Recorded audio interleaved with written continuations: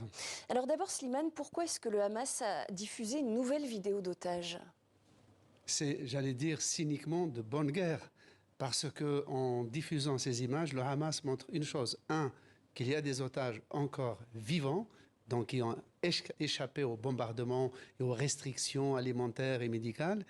Et d'autre part, il joue sur l'opinion publique israélienne, et notamment les parents des otages et toute la partie de la société qui les soutient, qui se mobilisent, on vient de le voir dans le sujet, pour inciter Benyamin Netanyahou à négocier avec le Hamas pour libérer les otages. Donc, de certaine manière, le Hamas accentue aussi le clivage à l'intérieur de la société israélienne et démontre en creux que Netanyahou n'a pas rempli ses deux promesses, à savoir éradiquer le Hamas et libérer tous les otages.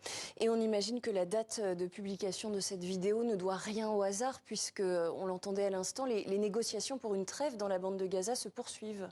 Oui, et donc cette diffusion d'images qui vient après, il y a quelques jours, d'une diffusion d'autres images, arrive à un point nommé où on parle encore une fois de négociations décisives pour un cessez-le-feu humanitaire ou une trêve. Demain, une délégation du Hamas se rendra au Caire pour discuter des contre-propositions israéliennes pour une trêve ou un cessez-le-feu.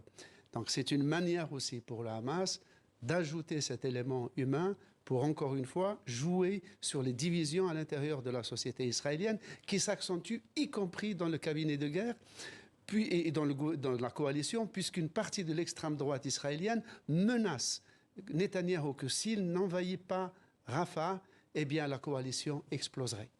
Et alors justement, Slimane, que sait-on des propositions, des contre-propositions faites par Israël dans le cadre de ces négociations, et qu'est-ce qui pourrait concrètement bloquer? Alors je pense que la teneur de ces contre-propositions est évidemment secrète. Ça tombe sous le sens. Néanmoins, on connaît les positions des deux protagonistes. Pour les Israéliens, il s'agit d'une trêve temporaire pour faire libérer les otages. Et après quoi, les opérations reprendraient pour la destruction des commandos du Hamas. Pour le Hamas, il s'agit d'un cessez-le-feu permanent et de la libération de prisonniers palestiniens détenus par Israël que le Hamas considère comme des otages.